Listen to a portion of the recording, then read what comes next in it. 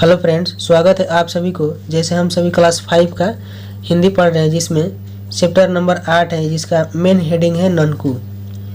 इस चैप्टर में एक ननकू नाम का एक छोटा बालक होता है, जो उसके घर के थोड़े ही से समीप नज़दीकी पर उसका स्कूल होता है। जो उसका स्कूल किसी खाई में यानी नीचे की तरफ इसका स्कूल होता है। जो सावन और भादों के समय में बाढ़ का पानी उसके स्कूल तक पहुंच जाता है, और बाढ़ का पानी पहुंचने तक उसके स्कूल तक जाने में उसको बहुत ही परेशानी होती है। ननकू को जो सबसे प्रिय जो खेल था वो इसमें गुल्ली डंडा बताया गया है, और वह सावन का और बरसात का महीना ननकू को बहुत ही प्रिय लगता है। जैसे पेड़ पर चढ़ना और गुल्ली डंडा खेलना उसको बहुत ही अच्छा लगता था। ये उनका प्रिय खेल था।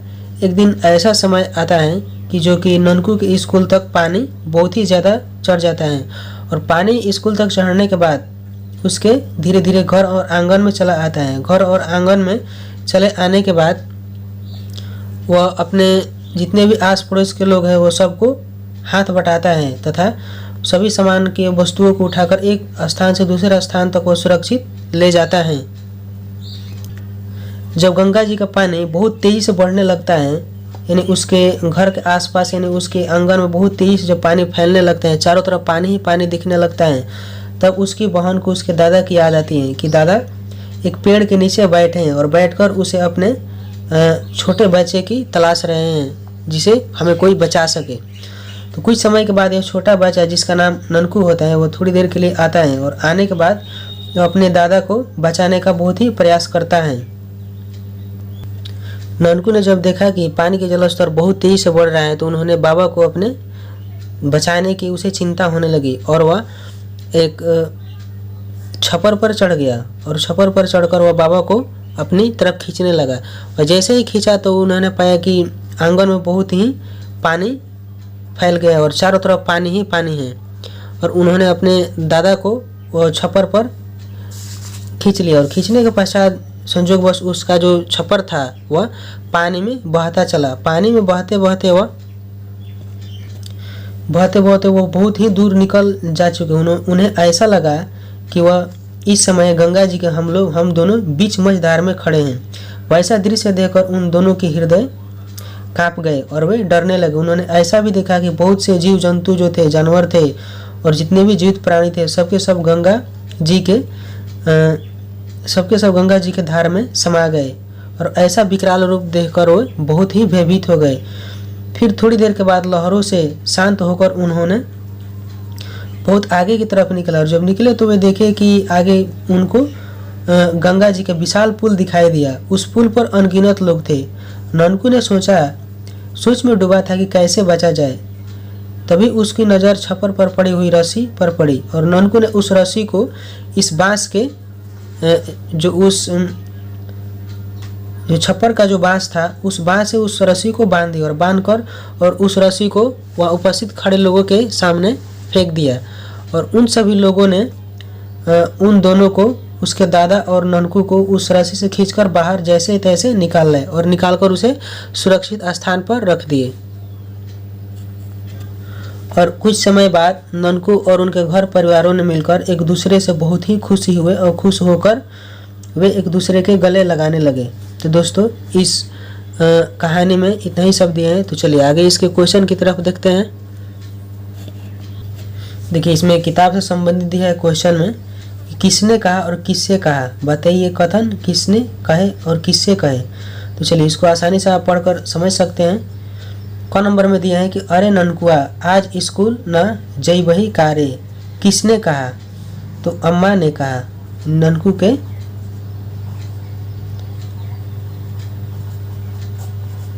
अम्मा ने कहा, ठीक है। किससे कहा? तो ननकू से कहा। ननकू से कहा, ठीक है। चलिए आगे दिया है ख नंबर की ननकू रे ननकू, सीधे ननकू रे ननकू, यानी ऐसा किसने कहा? ननकू रे ननकू, तो ऐसा दीदी ने कहा, ठीक है। और किससे कहा? तो ननकू से कहा। चलिए आगे दिया है कि सीधे घर जइहे लगतऊ जोर से पानी पड़तऊ। तो इसे किसने कहा? दीदी ने कहा। ठीक है, किसे कहा? ननकू से कहा। तो यहाँ लिख देंगे ननकू से। आगे दिया है कि बाबा घरवा के भीतर चलो जोर से पानी पड़तो। यानी ननकू ने कहा, जब पानी बरस रहा था तो ननकू ने अपने दादा से कहा उसे घर जाने के लिए। तो यहाँ लिख देंगे कि ननकू, किसने कहा? तो ननकू ने कहा। और किससे कहा? तो दादा से कहा, दादा से। ठीक है, आगे दिया है कि अरे हम तो कितना देरी से बैठल हली। किसने कहा? दादा ने कहा, क्योंकि इसके दादा ने उस ननकू को इंतजार कर रहे थे। दादा ने कहा। किससे कहा? तो ननकू से कहा, ननकू से कहा। 4 नंबर में दिया है कि हमार मान तो ई सब गोबर मिट्टी में गाड़ दे खाद बन जाए। तो किसने कहा? तो ननकू ने कहा। और किससे कहा? तो लिख देंगे कि दीदी से उसने कहा। ठीक है, चलिए यहाँ तक हमारा कंप्लीट हो गया। आगे क्वेश्चन देखते हैं। इसमें दी है बातचीत के लिए। प्रश्न 1 दिया है कि ननकू गुल्ली डंडा खेलता था। आप कौन कौन से खेल खेलते हैं? तो आप यहाँ अपने मन पसंद के खेल लिख सकते हैं कि मैं क्रिकेट खेलता हूँ या फुटबॉल खेलता हूँ या मेरा और भी कोई खेल पसंद है। 2 नंबर में दिया है गुल्ली डंडा कैसे खेलते हैं, इसमें कितने खिलाड़ी होते हैं, गुल्ली डंडा खेलते समय क्या क्या सावधानियां बरतनी चाहिए। चलिए इसको हम लिख कर दिखा देते हैं। देखिए इस प्रश्न का उत्तर हम लिखे हैं कि ननकू गुल्ली डंडा खेलता था। आप कौन कौन से खेल खेलते हैं? मैं फुटबॉल तथा क्रिकेट खेलता हूँ। ये अपने मन पसंद की लिखनी है कि जो जौन से कौन कौन से खेल खेलते हैं। प्रश्न 2 में दिया है कि गुल्ली डंडा कैसे खेलते हैं, इसमें कितने खिलाड़ी होते हैं। तो इसका सही उत्तर है इस खेल में एक गुल्ली तथा एक डंडा होता है तथा एक छोटा गड्ढा खोदा जाता है, उसी में रहकर गुल्ली फेंका जाता है तथा सामने वाला पकड़ लेता है जिसे उसकी जीत होता है। इस खेल में 2 खिलाड़ी होते हैं। ठीक है जी, बस इसमें इतना ही लिखना है। आगे सवाल दिया है कि प्रश्न 3 नंबर में कि गुल्ली डंडा खेलते समय क्या क्या सावधानियां बरतनी चाहिए। तो इसका सही आंसर है कि गुल्ली डंडा खेलते समय गुल्ली हमारे आंख में न लग जाए तथा शरीर को चोट न पहुंचा सके, ऐसी सावधानियां बरतनी चाहिए। 4 नंबर सवाल में दिया है कि ललमुनिया कौन थी, ननकू ने उसके परिवार की क्या सहायता की। तो इसका सही आंसर है कि ललमुनिया ननकू के गांव की ही एक लड़की थी। ननकू के बाद से ननकू ने बाढ़ से बचाव के लिए उसके सभी सामानों को सुरक्षित स्थान पर रखकर उनके परिवार की सहायता की। 5 नंबर सवाल में दिया है कि ननकू को कब लगा कि अब उसे घर की तरफ जाना चाहिए और क्यों। तो इसका सही आंसर है कि जब ननकू ललमुनिया की मदद करके घर से बाहर निकला तब देखा कि चारों तरफ पानी ही पानी है, तब ननकू को लगा कि अब उसे घर की तरफ जाना चाहिए। चलिए 5 तक हमारा क्वेश्चन कंप्लीट हो गया। तो आगे सवाल देखते हैं। इसमें दिया है कि 1 नंबर में कि ननकू की दीदी ने उसे किस काम के लिए आवाज दी। ननकू ने गोबर को मिट्टी में गाड़ने की बात क्यों की। इसमें भी 5 क्वेश्चन है, तो चलिए देख लेते हैं इसको भी। 1 नंबर क्वेश्चन है कि ननकू ने दीदी से उसे किस काम के लिए आवाज दी। तो ननकू के दीदी ने उसे गोबर थापने के लिए आवाज दी। प्रश्न 2 है कि ननकू ने गोबर को मिट्टी में गाड़ने की बात क्यों की। तो इसका उत्तर है कि बरसात के समय में गोबर सूखता नहीं है तथा वह थापने पर गिर जाता है, इस कारण ननकू ने गोबर को मिट्टी में गाड़ने की बात की जिससे वह खादर या मिट्टी के समान बन जाए। प्रश्न 3 में दिया है कि ननकू ने अपनी और दादाजी की जान कैसे बचाई। देखिए इसका आंसर है ननकू ने अपने दादाजी को और स्वयं छप्पर पर बैठ गए। छप्पर पानी में बहता हुआ जब वह पुल के पास पहुंचा तो ननकू ने छप्पर के बांस को एक रस्सा से बांध दिया तथा दूसरी तरफ रस्सा लोगों के पास फेंका, जिसे लोगों ने खींचकर उन दोनों को बाहर निकाला। ननकू के इस कार्य को देख सभी लोगों ने सराहना की एवं उसकी ख्याति दूर दूर तक फैलती गई। इस कारण ननकू ने अपने और दादाजी की जान बचाई। 4 नंबर प्रश्न में दिया है कि ननकू के मैया उसे देख क्यों रोने लगी। इसका सही आंसर है कि ननकू और दादाजी दोनों गंगा की धार बह चले थे। कितने लोग तथा जानवर गंगा मैया की गोद में समा गए थे। ऐसी स्थिति में मैया को विश्वास हो गया था कि ननकू की जान चली गई है। वह अपने पुत्र के वियोग में बैठकर केवल गंगा मैया की ओर ही देख रही थी। जब उसने ननकू को अपने गोद में बैठी देखी तो वह जोर जोर से धाड़ मारकर रोने लगी। 5 नंबर क्वेश्चन दिया है कि ननकू के पिताजी कहाँ चले गए थे। तो इसका आंसर है कि बाढ़ की खबर सुन ननकू के पिताजी अपनी परिवार सहित पटना जाने वाली सड़क पर चले गए थे।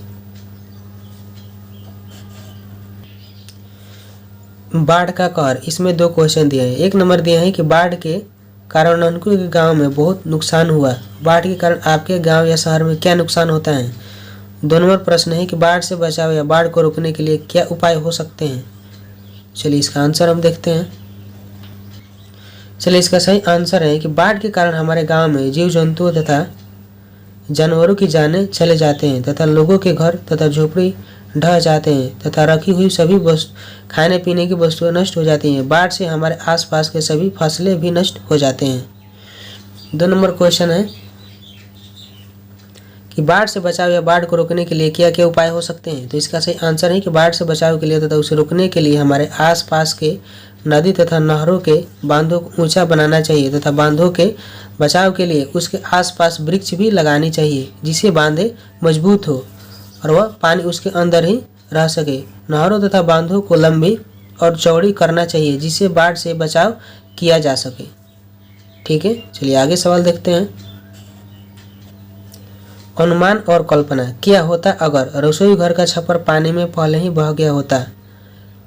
छप्पर के बांस से बंधी रस्सी टूट जाती। अगर रसोई घर का छप्पर भी पानी में पहले ही बह गया होता तो क्या होता। यदि ऐसा होता तो ननकू और उसको दादा को बचा पाना मुश्किल हो जाता। छप्पर के बांस से बंधी रस्सी टूट जाती तो क्या होता। तो छप्पर उस गंगा मैया के धार में डूब जाते या उसी में समा जाते जिससे बचा पाना उसको मुश्किल हो जाता। चलिए इसको हम समझ लेते हैं। इसका सही आंसर है कि यदि ऐसा होता तो ननकू और दादाजी की जान पहले ही चली जाती। प्रश्न 2 में दिया है कि छप्पर के बांस से बंधी रस्सी टूट जाती तो क्या होता। यदि छप्पर के बांस से बंधी रस्सी टूट जाती तो ननकू और उनके दादाजी का बचाना मुश्किल हो जाता और वे दोनों गंगा मैया के धार में बह गए होते।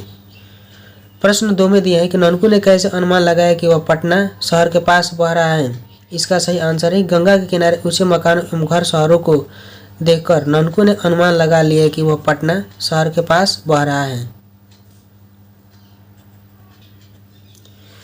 चलिए यहाँ दिया है कि बरसात का महीना ननकू को बहुत प्रिय है, यानी बहुत उनको प्यारा लगता था। आम जामुन के पेड़ पर चढ़ना और गुल्ली डंडा खेलना बहुत ही अच्छा लगता था उनको। यहाँ 1 नंबर में दिया है कि आपको क्या क्या पसंद है और क्यों, तालिका में लिखिए। इसमें जो लिखा हुआ है ये आपके मनपसंद की चीज़ें हैं। जैसे देखिए महीना है तो आपको कौन सा महीना पसंद है। जैसे ननकू को बरसात का महीना पसंद था तो महीना आपको कौन सा पसंद है तो अपने मनपसंद का यहाँ पर लिख सकते हैं। जैसे जैसे आप लिख सकते हैं या ठंडी का या बरसात का या गर्मी का। जैसे अपने मन के अनुसार गर्मी का मौसम पसंद है और इसका कारण हमें लिखना है तो यहाँ अपने कारण लिख सकते हैं कि गर्मी के मौसम में हम एक दूसरे जगह स्थानों पर या खेलते हैं या नदी या पोखर इत्यादि में नहाने में हमको बहुत अच्छा लगता है, ऐसा लिख सकते हैं। दूसरा में दिया है कि खेल, आपको खेल कौन सा अच्छा लगता है तो खेल इसमें लिखना है कि खेल हमें क्रिकेट अच्छा लगता है, फुटबॉल अच्छा लगता है क्योंकि हमें क्रिकेट खेलने में बहुत ही अच्छा लगता है, आनंद आता है। भोजन के बारे में लिखना है तो भोजन आपको कौन से भोजन पसंद है तो हम आप लिख सकते हैं या तो चिकन या कुछ भी आप अपना यहाँ पर भोजन लिख सकते हैं और इसका कारण लिख सकते हैं कि आपको अच्छा क्यों लगता है। ठीक है, जैसे जगह का नाम लिखना है तो जगह का नाम आप लिख सकते हैं कि कौन सी जगह आपको अच्छा लगता है तथा उसका कारण क्या है, कैसे अच्छा लगता है आपको, उसकी क्या सुंदरता है, उसकी क्या विशेषता है, इसमें कारण आप लिख सकते हैं। चलिए 2 नंबर सवाल दिए हैं कि क्या आपके भाई बहन माँ पिताजी से आपकी शिकायतें करते हैं। ऐसे ही किसी एक घटना के बारे में बताइए। चलिए यहाँ हम अपनी इस क्वेश्चन के प्रति राय लिखे हैं। यहाँ पे आप देख सकते हैं। इस प्रश्न के उत्तर में हम लिखे हैं कि हाँ, हमारे भाई बहन माँ पिता से शिकायतें करते हैं क्योंकि बचपन में हम सभी स्कूल जाते थे तो लंच के समय यानी टिफिन के समय हम सभी दूर खेलने के लिए चले जाते थे, जिसके कारण स्कूल से भी शिक्षकों द्वारा पिटाई होती थी और घर के लोगों द्वारा रोज शिकायतें तथा बातें सुनने को मिलती थी। अपनी मनपसंद की अब कोई और आप घटना इस प्रश्न के उत्तर में लिख सकते हैं। चलिए आगे सवाल देखते हैं। भाषा के रंग इसमें दिए हैं कि नीचे दिए गए कथनों को हिंदी भाषा में बोलिए और लिखिए। हिंदी भाषा में इसको बोलना है। जैसे इस पाठ के अनुसार अपने भाषा में दिया गया है, न मैया स्कूल तक गंगा के पानी चढ़ आइल है। तो अपने भाषा में इसको हम कैसे लिखेंगे? तो अपने भाषा में इसको हम लिखेंगे कि नहीं माँ, स्कूल तक गंगा का पानी चढ़ आया है। यानी शुद्ध हिंदी भाषा में जो आप सभी बोलते हैं उसी भाषा में लिखना है। जिससे ख नंबर में दिए कि ननकुआ हाली से गोइठवा थपवा देही रे, बड़ी जोर से पानी आवत है। तो इसको अपनी भाषा में कैसे लिखेंगे? इसको अपनी भाषा में लिखेंगे कि ननकू जल्दी से गोइठा थपवा दो, बहुत जोर से पानी आ रहा है। जिससे ग नंबर में दिए हैं कि बाबा निमिया तर बैठल होती। तो इसका हम कैसे लिखेंगे? इसका हम लिखेंगे बाबा नीम के पेड़ के नीचे बैठे हुए थे या बैठे हुए होंगे। चलिए इसका हम जैसे यहाँ पर हम लिखे हैं, आप देख सकते हैं।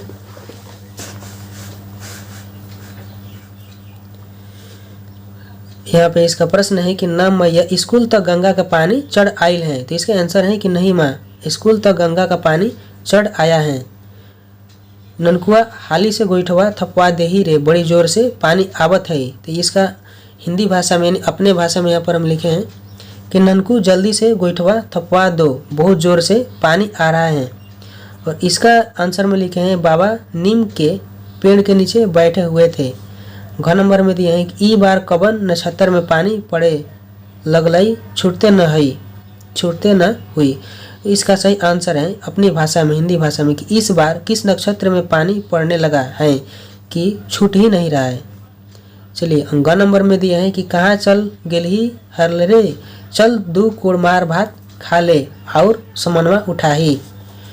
देखिए इसको अपनी भाषा में हम लिखे हैं कि कहाँ चल गया था रे, चलो 2 कौर मार भात खा लो और सामान उठाओ। प्रश्न 2 में देखते हैं। प्रश्न 2 में क्या दिया है? प्रश्न 2 में दिया है कि हुलस्कर बाबा ने ननकू को पकड़ लिया। हुलस्कर बाबा ने उसे पकड़ लिया। क नंबर में दिया है कि दूसरे वाक्य में उसे शब्द किसकी जगह आया है? दूसरे वाक्य में उसे शब्द, ये दूसरा वाक्य है, इसमें उसे शब्द किसके?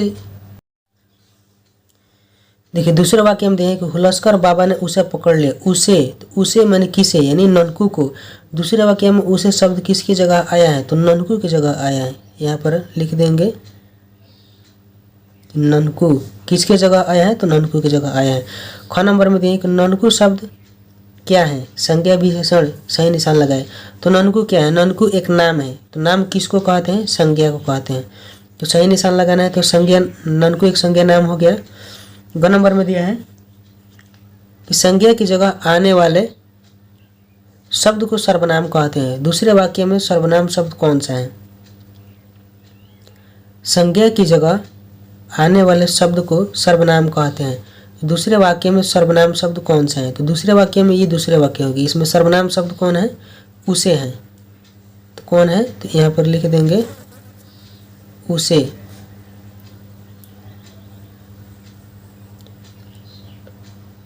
घ नंबर में दिए हैं कि नीचे दिए गए वाक्यों में से सर्वनाम शब्द को छांट कर लिखिए। यह भी बताइए कि उनका प्रयोग किसके लिए हुआ है। नीचे दिए गए वाक्यों में सर्वनाम शब्द को छांट कर लिखिए। यह भी बताइए कि उनका प्रयोग किसके लिए हुआ है। तो देखिए यहाँ पर लिखा है उसके कई साथी संगी उधर ही रहते थे। उसके इसमें क्या हो गया? सर्वनाम शब्द। देखिए सर्वनाम शब्द यहाँ पर उसके हैं, तो यहाँ पर लिख देंगे उसके किसके लिए आए हैं? उसके कई साथी संगी उधर ही रहते थे। तो ये ननकू के लिए आया है। ठीक है, तो यहाँ लिख देंगे ननकू। दूसरा दिया है कि हम तो केवल देरी से बैठल हली। हम, तो इसमें हम क्या है, सर्वनाम शब्द, तो यहाँ लिख देंगे हम। तो बैठने की बात कर रहे हैं, तो बैठे कौन थे, तो दादा। हम तो कितने देरी से बैठल है, हम किसके लिए हैं, तो दादाजी के लिए, तो यहाँ पर लिख देंगे दादा। देखा उसकी दादी और अम्मा सामान उठाने में लगी हैं। उसकी दादी और अम्मा सामान उठाने में लगी हैं, तो उसकी सर्वनाम शब्द क्या हो गया, उसकी। देखा उसकी दादी और अम्मा सामान उठाने में लगी हैं, यानी किसकी, किसकी सामान ये लोग उठा रहे थे, तो ललमुनिया की, यहाँ पर लिख देंगे ललमुनिया की। ठीक है, चलिए आगे दिया है कि जल्दी से उनको खटिया से नीचे उतारा। जल्दी से उनको, उनको शब्द क्या है, सर्वनाम है। उनको खटिया से उतारा, किसको उतारा, नहीं दादाजी को उतारा, तो किसके लिए है, दादाजी के लिए है। चलिए आगे सवाल दिया है 3 नंबर के नीचे दिए गए मुहावरों का वाक्यों में प्रयोग कीजिए। आव दिखाना, ताव, टकटकी लगाना, दहाड़ मारकर रोना। तो इसको हम देख लेते हैं कापी में। चलिए इसको हम यहाँ पर लिखे, आव दिखाना ताव, इसका अर्थ होता है बिना सोच विचार कर काम करना। तो इसका वाक्य है कि बच्चों को लेकर पति पत्नी में झगड़ा हुआ और पत्नी ने आव दिखाना ताव और पिटाई शुरू कर दी। टकटकी लगाना, इसका मतलब होता है ध्यान से देखना। ननकू के माँ अपने बेटे की आने की खबर सुन टकटकी लगाकर गंगा मैया की तरफ देखने लगी। ग नंबर में दिया है दहाड़ मारकर रोना, यानी जोर जोर से चिल्लाकर रोना। माँ ननकू को गोद में बैठा देकर दहाड़ मारकर रोने लगी। चलिए आगे देखते हैं इसके। ग नंबर में दिया है खुशी से झूम उठना, यानी बहुत खुश होना। बिछड़े हुए पुत्र को पाकर माँ खुशी से झूम उठी। अंधेरे का दीपक होना, यानी सहारा होना। तो इसका वाक्य है कि श्रवण कुमार अपने माँ बाप के लिए अंधेरे के दीपक थे। 6 नंबर में दिया है बुढ़ापे की लाठी होना, यानी एकमात्र सहारा होना। तो इसका वाक्य हम बनाए हैं कि ननकू अपने दादाजी का बुढ़ापे का लाठी था, यानी दादाजी का अपने एकमात्र सहारा था। देखिए यहाँ तक हमारा हो गया। फिर इसमें दिए हैं कुछ तो खास है। ननकू कहानी में कई जगह खास तरह की भाषा या शब्दों का प्रयोग हुआ है, इनके अर्थ बताइए। जैसे घूप अंधेरा, घूप अंधेरा को अपने हम भाषा में क्या कहेंगे, घूप अंधेरा यानी गहन अंधकार या गहरा अंधकार, जिसको घूप अंधेरा बोला जाता है। झिड़की खाना यानी पिटाई खाना या मार खाना, तो यहाँ लिख देंगे झिड़की खाना यानी मार खाना। सॉरी, झिड़की खाना का मतलब होता है डांट सुनना, डांट सुनना या बोली सुनना। ठीक है। धौल खाना, धौल खाना का मतलब होता है मार खाना या पिटाना। ठीक है। चलिए हुलसना, हुलसना का मतलब क्या होता है, हुलसना यानी अंदर से प्रसन्न होना, माने खुश होना, प्रसन्न होना या खुश होना। प्रेसिडेंट, प्रेसिडेंट का मतलब क्या होता है राष्ट्रपति। प्रेसिडेंट जो इंग्लिश वर्ड है, इसका मतलब होता है राष्ट्रपति। चलिए आगे दिया है कि आपकी बात। ननकू ने अपने साहस भरे कारनामों में से अपनी और दादाजी का जान बचाई। आप भी किसी ऐसी घटना के बारे में बताइए जब आप किसी की जान बचाई हो या किसी ने आपकी जान बचाई हो। तो ये अपनी खास बातचीत है, ये अपने बारे में आप लिख सकते हैं। 2 नंबर में दिया है कि ननकू के साहस भरे कारनामों के बारे में बताते हुए अपने नाना जी या दोस्तों के पत्र लिखिए। चलिए यहाँ तक हमारा कंप्लीट हो गया।